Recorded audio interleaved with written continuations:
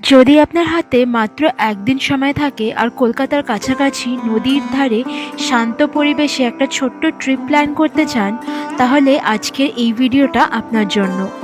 আজ আমরা চলে এসেছি ডায়মন্ড হারবারে।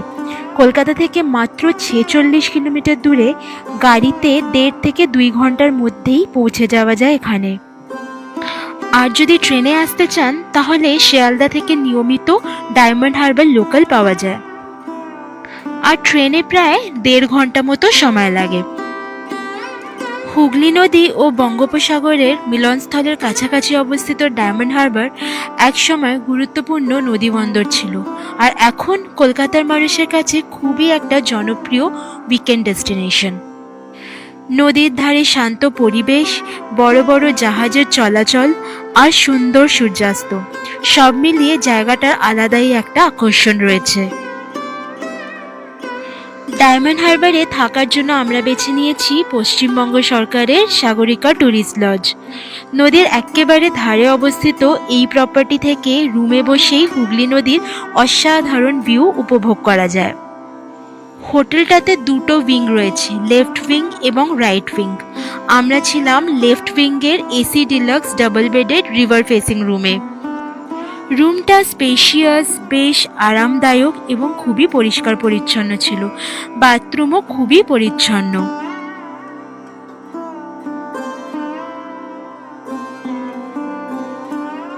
আর সবচেয়ে ভালো লেগেছে রুমের জানলার থেকে নদীর দৃশ্য। আরাম করে বসে বসেই বড় বড় জাহাজ, ট্রলার আর নৌকো চলাচল দেখতে পারবেন। বিকেলের দিকে সূর্যাস্তের সময় পুরো পরিবেশটা আরও সুন্দর হয়ে ওঠে।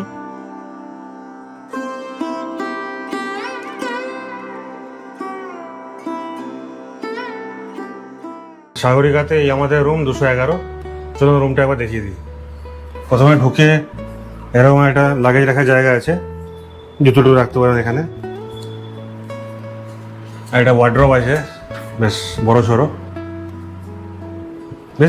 রুম, অনেকটা জায়গা নিয়ে। এখানে ডাবল বেড, 5 বালিশ, সমস্ত ওয়েস্ট বেঙ্গল ট্যুরিজম প্রপার্টিতে থাকে এটা। আচ্ছা, দুটো সোফা আছে, ছোটো টেবিল, তাছাড়া সাইড টেবিল দুটো। এছাড়া টিভি আছে, জলের বোতল দিয়েছে, এইটা দিয়েছে ওয়েলকাম ড্রিঙ্ক। এছাড়া চা কফির সরঞ্জাম আছে, ইলেকট্রিক কেটেল আছে। আচ্ছা, এবার রুম থেকে এবার ভিউটা দেখে নিই। এই হলো ভিউ। রুমে বসেই সারাক্ষণ গঙ্গা দেখা যাবে, না বেরোলেও আপনাদের ভালোই টাইম স্পেন্ড হয়ে যাবে। কিন্তু চলুন এবার ওয়াশরুমটা দেখে নিই। Basin, hand wash,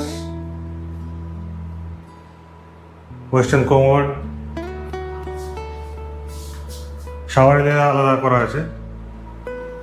West Bengal ট্যুরিজমের প্রতিটা প্রপার্টিতে এইরকম একটা ব্যাগ দেয়, পেপার ব্যাগ। তাহলে কী কী থাকে একবার দেখিয়ে দিচ্ছি। এগুলো থাকে ডেন্টাল কিট দুটো, এছাড়া কম, শেভিং কিট, শ্যাম্পু আর বডি লোশন, তাছাড়া শাওয়ার জেল, এইগুলো থাকে। এগুলো সবকটা প্রপার্টিতেই পাবেন ওয়েস্ট বেঙ্গল ট্যুরিজমের। আমাদের রুমের ভাড়া ছিল ট্যাক্স ছাড়া প্রায় 3200। আমরা WBTDCL এর অফিসিয়াল ওয়েবসাইট থেকে খুব সহজেই অনলাইন বুকিং করেছিলাম। বুকিং প্রসেসটা আপনাদেরকে ভিডিওর এন্ডে পুরো ভালো করে দেখিয়ে দেব। এবার যদি খাবারের কথা বলি, তাহলে আমাদের অভিজ্ঞতা সত্যি খুব ভালো ছিল। খাবারের মান ছিল অসাধারণ, বিশেষ করে এখানকার ফিশ ফ্রাই আমাদের দারুণ লেগেছিল।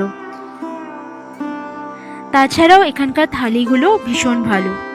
শুধু হোটেলের অতিথিরাই নন, বকখালি বা দক্ষিণবঙ্গের অন্যদিকে যাওয়ার পথেও অনেক মানুষ শুধুমাত্র এখানে লাঞ্চ বা ডিনার করার জন্য থেমে যান। তাই সুযোগ পেলে এখানকার রেস্টুরেন্টে একবার খেয়ে দেখতে অবশ্যই বলবো। এইবার চলুন আপনাদেরকে এখানকার বুকিং প্রসেসটা দেখিয়ে দিই, আর কি কি রুম ক্যাটাগরি আছে সেটাও দেখিয়ে দিই। প্রথমে আপনাদের ওপেন করতে হবে ওয়েস্ট বেঙ্গল ট্যুরিজম ডেভেলপমেন্ট কর্পোরেশনের ওয়েবসাইটটা, এবং সেটা ওপেন করার পরে এইরকম একটা পেজ খুলে যাবে। লিঙ্কটা আমরা দিয়ে দেবো ডেসক্রিপশনে। তো তারপরে আপনারা সার্চ করতে হবে ডায়মন্ড হারবার সার্চ করলে দেখবেন সাগরিকা ট্যুরিজম প্রপার্টি বলে একটা লিস্টিং পেয়ে যাবে, এবং সাগরিকা ট্যুরিজম প্রপার্টি যখনই পাবেন তারপরে সিলেক্ট প্রপার্টি বলে ক্লিক করলে এইরকম একটা পেজ খুলে যাবে, এবং সেখানে ওদের ফোন নাম্বার এবং ইমেল আইডি সব দেওয়া আছে, আপনারা ফোন করে একবার জিজ্ঞেস করতে পারেন। কিন্তু বুকিং ওয়েবসাইট থেকেই হয়। তো বুকিং করার জন্য এখানে ডেট দেওয়ার অপশান আছে, এখানে check in check out date দিয়ে আপনারা চেক এভেলেবিলিটি করবেন। করার পরে একটা লিস্টিং মতো খুলে যাবে, যেখানে সমস্ত রুমের ডিটেলস আপনারা পেয়ে যাবেন। হ্যাঁ, বিভিন্ন ক্যাটাগরির রুম আছে, আপনারা নিজের পছন্দ মতো রুম বুক করতে পারেন। আমরা ছিলাম লেফট উইং ফার্স্ট ফ্লোরে এসি।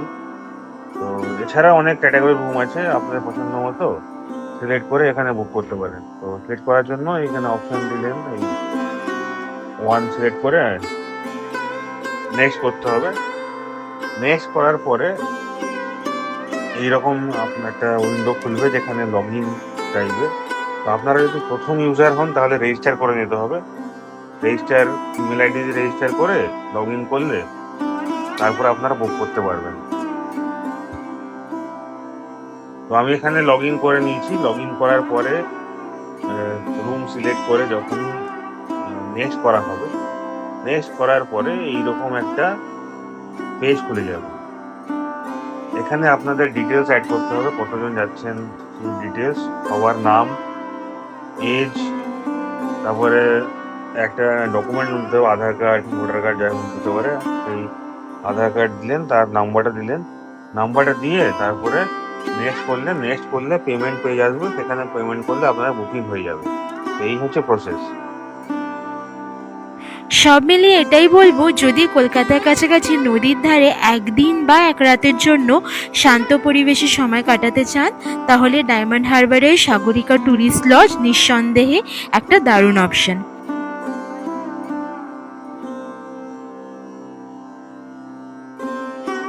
আশা করি ভিডিওটা আপনাদের ভালো লেগেছে। যদি ভালো লাগে তাহলে ভিডিওটা লাইক করবেন, চ্যানেলটি সাবস্ক্রাইব করবেন, আর দেখা হবে পরের ট্রাভেল ব্লগে।